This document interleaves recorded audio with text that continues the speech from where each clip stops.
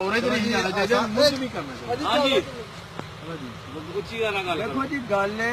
भी असी ते उस बंदे दे नाल आ जिहड़ा मुल्क की सलामती दा कोई सोचे। वो जरनैल नूं असीं सरूप पेश करने आ, सारे बैठे हैं जिन्ने भरा बैठे हैं कि जरनैल ने अख चख पा के उस बगैरत का जवाब दिता। जिद्दड़ ने शरीफ हरी जिन्हों ने जी सीधा इन्हों ने वजीर आजम ने जवाब दिया और वजीर खारजा ओदी झोली च जाके बहन लगा हूं कि भाई सानू माफी दे हर जेडे हर रुपये तुहाडे कोल लैके ते हाँ खा रहे ने 8-10 बंदियां ने कि असीं इमरान खान नूं यानी सलूट पेश करना कि जिन्हें यानी मुल्क की पॉलिसी का ऐलान किया और उन्हें अख चख पा के उहदे विच गल कीती है इंडिया विच और अमेरिका दे विच ते रूस वाले साडे एडे खैर खान ने कि उन्हें उथों बह के यानी रूस साडी यानी हमायत का ऐलान करता। चाइना साडा पुराना यानी भाई है, दोस्त मुल्क है साडा। वजीरे दफा जेड़ा वजीरे दफा गया यानी उत्थे माफी मंगन गया ही होर किथे वे वजीरे दफा ने की करनी है इत्थे भैन जो उनकी यानी खाऊ दिया इन्हों ने जो मुल्क का पैसा है बाहरों है जंगा साडे ते मुसलत करके अवाम ते रुपये इन्होंने सारे ने लुट लुट के अपनी अपनी घड़ी लै गए ने। ना मुल्क का कोई सोचा ना किसी की कोई मुलाजमत का सोचा नहीं।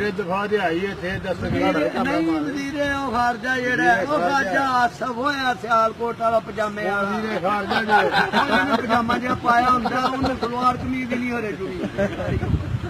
इन्ना रुपया भी लुट लिया असी तो पता नहीं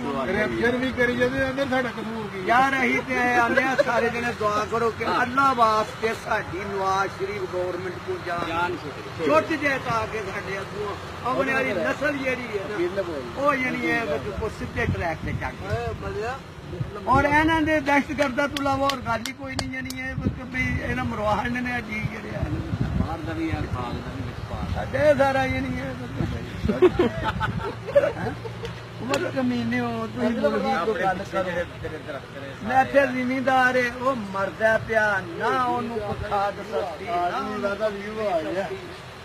इन्हों ने तमाशा बनाया यानी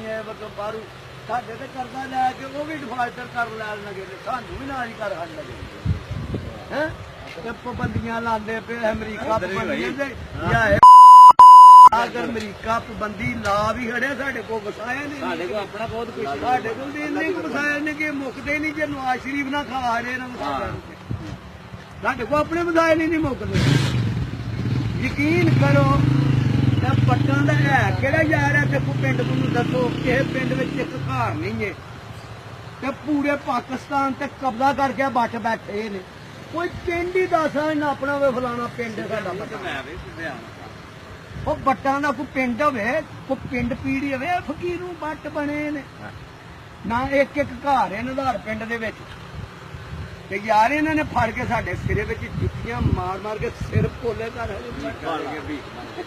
एडे ही नहीं तो आपी जाके उतों सरकारी भीख लैंदे ने ਉਹਦੇ ਨਾਲ ਯਾਨੀ ਪ੍ਰੈਸ਼ਰ ਪਾਇਆ ਸਾਡੀ ਜਵਾਨ ਤੇ ਜਨਰਲ ਸਾਹਿਬ ਨੂੰ ਸਾਡਾ ਸਲਾਮ ਤੇ ਜਨਰਲ ਸਾਹਿਬ ਨੂੰ ਤੇ ਸਲਾਮ ਪੇਸ਼ ਕਰਨੇ ਆ ਜਿੰਨੇ ਅਸੀਂ ਬੈਠੇ ਆ ਅਸੀਂ ਉਹਦੇ ਸਰੂਟ ਮਾਰਨੇ ਉਹਨੂੰ ਕਿ ਵੀ ਉਹਨੇ ਜਿਹੜਾ ਬਿਆਨ ਦਿੱਤਾ ਯਾਨੀ ਉਹਨੂੰ ਟਰੰਪ ਨੂੰ ਬਿਲਕੁਲ ਅਸੀਂ ਨਾਲ ਉਹ ਜਾਂ ਹੁੰਦਾ ਆਪਣੇ ਮੁਲਕ ਦੇ ਵਿੱਚ ਹੁੰਦਾ ਕਰਨ ਮੈਂ ਸਾਡੇ ਤੇ ਘੁੰਮਤ ਲਗਾ ਕਰਨਾ ਦੱਸ ਇੱਥੇ ਤੇ ਅਸੀਂ ਮਰ ਜਾਾਂਗੇ ਤੁਹਾਨੂੰ ਇੱਥੇ नहीं मरन देंदे ही पाकिस्तान दे विच जेड़ा दहशतगर्द ओदी पुष्ट बनाई कर ओदी पुष्ट बनाई कर दो दुआ हो कदी बारी यार जी बस बड़ी है नीडी पकड़ पकवार की